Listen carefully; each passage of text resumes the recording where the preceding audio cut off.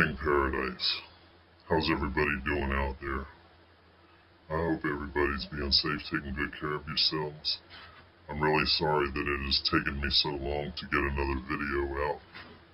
I've just been going through a lot of stuff, This social media thing is a hell of a thing that I just wasn't ready for.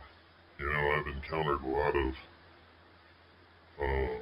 nefarious people out there. Well, excuse my language, but I've encountered a lot of pieces of shit. People trying to get over on me, people trying to cheat me, deceiving me, scam me, just all kinds of stuff. And it's just really wrecked my nerves, I'm just so over it.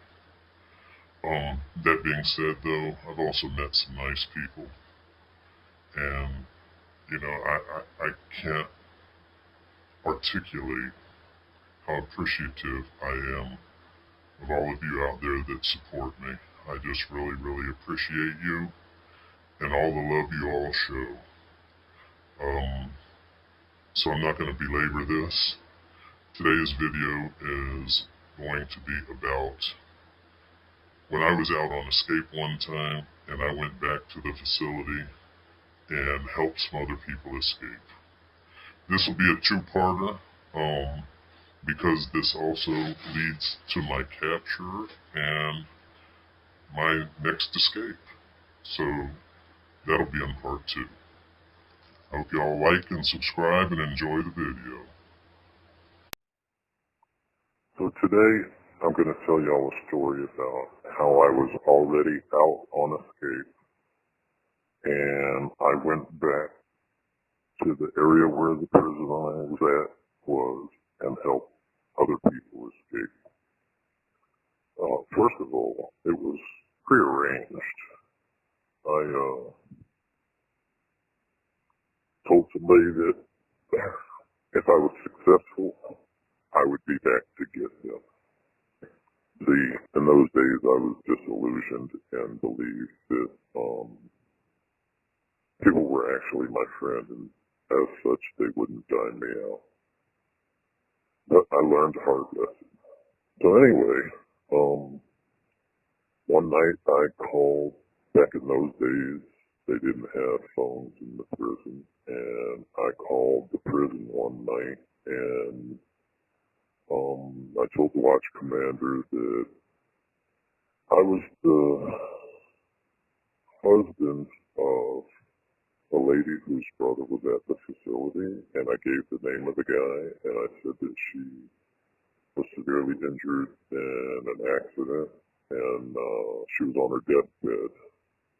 And is there any way that I could speak to the chaplain and get him a phone call to call me? Now I knew that the chaplain wouldn't be there at that time at night, and I was banking on the watch commander having a heart. And it worked. The watch commander had a heart. So he told me to hold on, and he came back a few minutes later and he said, call back in about 10 minutes and I'll have him in here. So I hung up and I called back in 10 minutes, and sure enough, he had the guy right there, and he handed him the phone. And I told the guy who it was, and I said, well, remember how I told you I would come back to get you once I got everything situated? And he was like, yeah. I said, well, things aren't how we planned. I couldn't arrange things to what we had planned due to finances. However, I am in town, and we can make it happen if you still want to do it. And he's not saying anything, he's just listening. So I turned to him and I said, well, look, are they listening, or is somebody here? Are they standing right next to you? And he was like, yeah. So I said, okay, well, just say yes or no to my questions. Do you still want to escape? He was like, uh-huh. I said, okay, well, things aren't arranged the way they were supposed to be. However, are y'all still working chain gang in the same area? And he was like, mm-hmm. I said, okay, well, then this is what we'll do. Friday morning, I will leave you transportation in a certain location. I told him the location, and it's up to y'all to get it and meet me at this particular location. And I told him the location I would be in, which was a motel. And he said, okay, I'll talk to the chaplain and see if I'll be able to come to the funeral. And he just said that to play it off to make it sound good to the people that were standing by him. And so, a few days go by, and then the appointed day transpires. And so when that day came, I was antsy. And I wanted to go to the scene myself, but I couldn't risk it because people in that area could possibly recognize me. Because it was a prison town, you know. So anyway, I'm laid up at a motel, waiting. And then all of a sudden, a maid comes in knocks at the door. And, wants to clean up, make the beds and stuff. So I let her come in, and, I was real young back then, and I smoked weed back then. And there was some weed laying on the table, and all of a sudden, she left the door open while she was doing stuff, and she was small-talking me, and then all of a sudden, several people walked in the room. And they were the prisoners, and they had dumped their clothes, and they were in T-shirts and boxers. One of them had took his shirt off. And they strolled in, and then the maid started talking about, oh, we going to have a party now. And I was like, no, we get on out of here. So I tell the maid, we don't need you. Go on about your business, And she's like, well, I'm not done. I was like, don't worry about it. Just go, So she leaves, and more people came than were supposed to come in the escape, It was only supposed to be one person, but there was more than one that showed.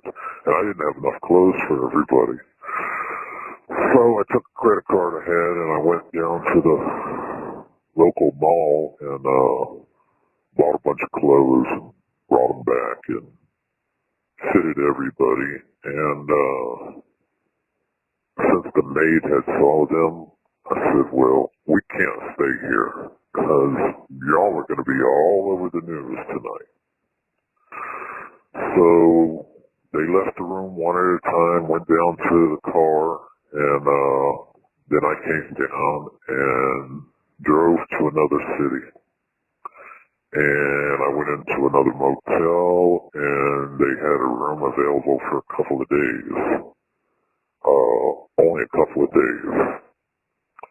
So I got that room, and we stayed there for a couple of days. And later that night, I took my friend out to the bar and, got him some drinks and stuff and chastised him for bringing all the other people along. I said that wasn't the plan, He said, but yeah, they're my friends, I couldn't leave them behind. And, I said, yeah, well, that really messes things up, but okay. And, so after 2 days passes, somebody has a reservation for that particular room, so we got to go. So I leave them in the room while I go to find another motel. And while I was gone, apparently apparently the people that had the reservation showed up and walked in the room and scared the shit out of them.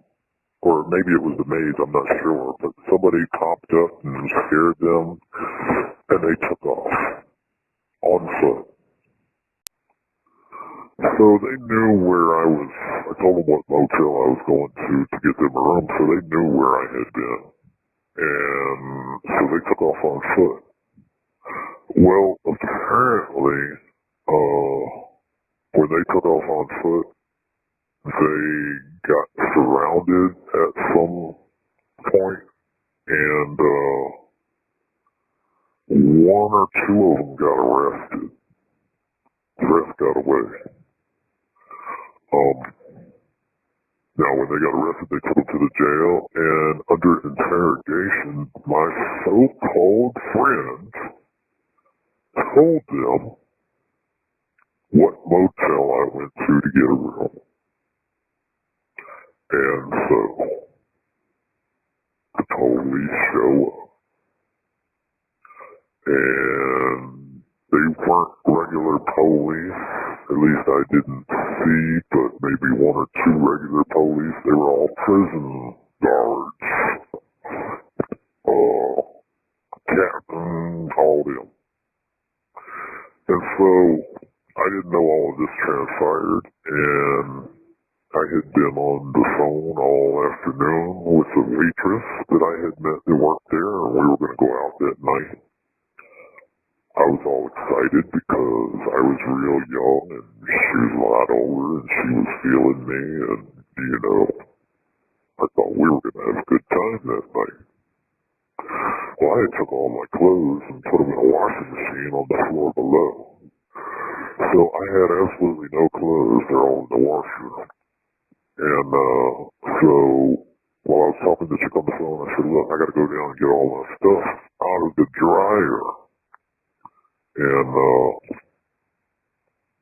when I get everything, I'll call you back and we'll make plans for tonight. So I go to the dryer and, I start walking down the hall and I get to the end. And since I'm just wrapped in a towel, I'm not going to get on the elevator. I go down the steps. As soon as I made this corner, I had passed this room, and the door was open, and I vaguely saw in the corner of my eye somebody standing in there. And so as soon as I opened the stairwell door, I went down the first flight, and before I could turn the corner, this dude popped up. And so he had a piece in his hand. He said, "Oh, we're right there." I turned and I looked up, and I recognized this MF from the prison. He was a karate expert, actually. And he was standing there in plain clothes with a piece on me. And he's saying, "Put your hands up." Well, the towel was so small that I couldn't wrap it around me. I had it wrapped around me, but I couldn't tie it. So I was holding it with one hand, and he thought I had a gun. And I told him, I said, "I can't raise my hands. I got to hold the towel." He said, "Either you raise your MS hand, or I'm going to shoot your ass." So I raised my hand, and he stepped down there and he slapped cuffs on me, and he dragged me back up the steps and took me back to my room and went in the room. And then he got on the phone and called downstairs and said, "Get on up here. I apprehended this dude." So anyway, the reinforcements come up to the room, and they just so happened I had a gun in the room. And I was actually, when he told me to sit down on the bed, he didn't see it because it was real small. And when he told me to sit down on the bed, I sat down right on top of it. And when the reinforcements came in, they said, "We're going to let you get dressed and don't give us any trouble, you know." So I said, "Man, I'm not going to give you no trouble.